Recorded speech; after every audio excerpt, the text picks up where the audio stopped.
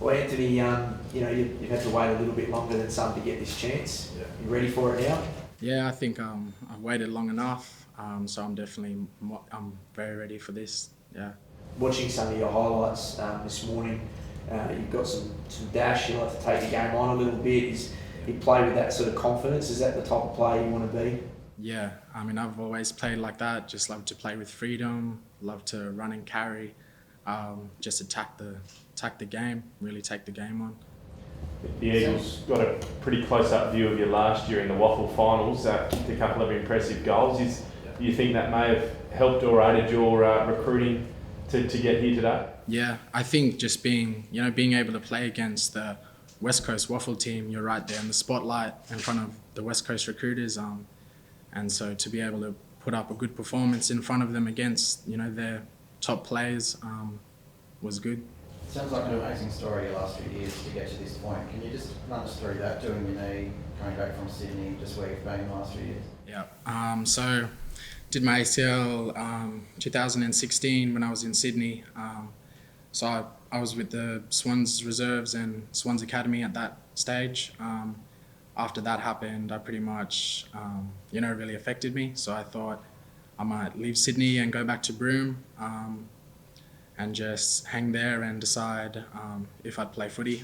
At that stage, I was kind of thinking I might not play footy again. So 2017, I just had the whole year off, no sport. And then 2018, I decided to play for Cable Beach Football Club, just in Broome.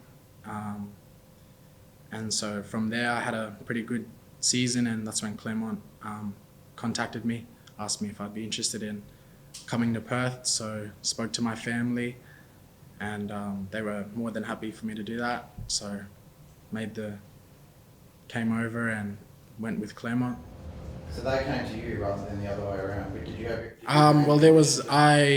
I let people know because some of the coaches of Cable Beach, they asked me, if I would be interested in playing for Claremont, and they'd be able to arrange that and contact the staff there at Claremont. And so I let them know that I'd be interested in that. What have you been told last year when you're playing up north that just over a year's time you'd be on the AFL list? Would you ever believe that? No, I would have laughed. For sure, I would have laughed. When I was playing for Cable Beach, I had no intentions of taking my football anywhere. I thought I was going to play for Cable Beach for the rest of my footy career. And then one standout season, I got the passion back and decided to have a crack in the Waffle. Are they hiding any more players up there? Eagles get some recruiters up there? There's a lot of boys there that definitely got a lot of talent. I think they just really need to find a way to come to Perth and settle in, because it wasn't easy to do. And I think a lot of boys there in the Kimberley, they struggle with that kind of thing. So, if there was a lot better program to set them up, I think there'd be you'd see a lot more talent come from the Kimberley competition. So yeah, we see a lot of guys come down, but not enough. Like, it's such a small percentage. Yeah. Why do you think that is? Well, a lot of boys, I know from the Kimberley, they don't like leaving their families, and they feel uncomfortable in a city, and I know a lot of them boys, they do want to take their footy as far as they can, but it's just the homesickness and being away from their family that really affects them. You mentioned you got the passion back after that year out, and then for Cable Beach. Was there a decisive moment for you that sort of recaptured the love for sport and in particular football? Was that after the season with Cable Beach? Yeah. Just even coming back from the NAB. Yeah, so I think I've always, been a very competitive person. So to even be able to compete in the WKFL, I was very excited to do that. And there is a lot of talent there, so it wasn't easy, playing against those boys, but it was just very competitive, and it's just a lot of fun running around again and just having that feeling of being fit and strong and being able to, showcase your talent in front of people was always something that I love doing. So you've been to Sydney, you've faced some adversity, had some injuries, time out of the game. Does that those challenges and overcoming them put you in better stead, hopefully, to make a fist of this now? Yeah, for sure. I feel like after going through all of that, I'm definitely a lot stronger than I was and very ready to just take on anything. And being at age 22, that little bit older and probably maybe a little bit more mature, what's sort of the aspirations looking into 2020? I mean, obviously you'd love to be there straight away, but Can you break into the team? What do you think? I mean, at this stage, I'm just going to take it day by day.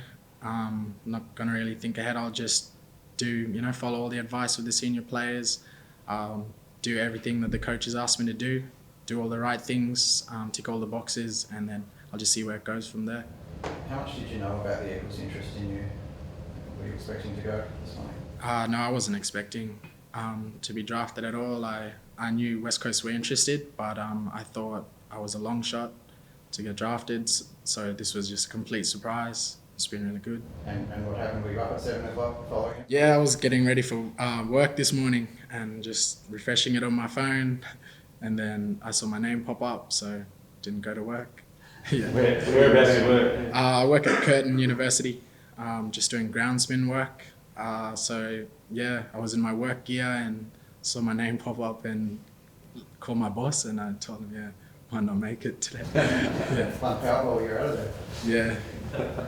How long have you been working at Curtin for? Yeah. I think I started in January or Feb. Yeah. And so you've got family in Broome?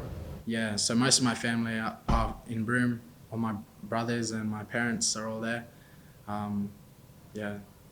And you on the phone pretty quickly to them? Yeah, they all seem to get the news straight away. I got phone calls from them before I even had the chance to call them. And yeah, it was just straight on the FaceTime. They were all like very happy. My nephew was jumping around, and yeah, he's probably one of the biggest West Coast supporters that I know, so he was just over the moon. So you left Sydney shortly after you did your knee to go home, did you? Yeah. Who helped you through the rehab? How did that all work? So I did some of my rehab with the Swans. They helped me out. So I was pretty much travelling to their CG maybe about twice a week and jumping on the bike and training in the Swans facilities. And it was really good. I got myself close to full strength until I decided to move home. So I probably wasn't 100% recovered, but once I got home, decided to play footy again, I pretty much got myself back into full shape. I was doing weights and running, doing my own training.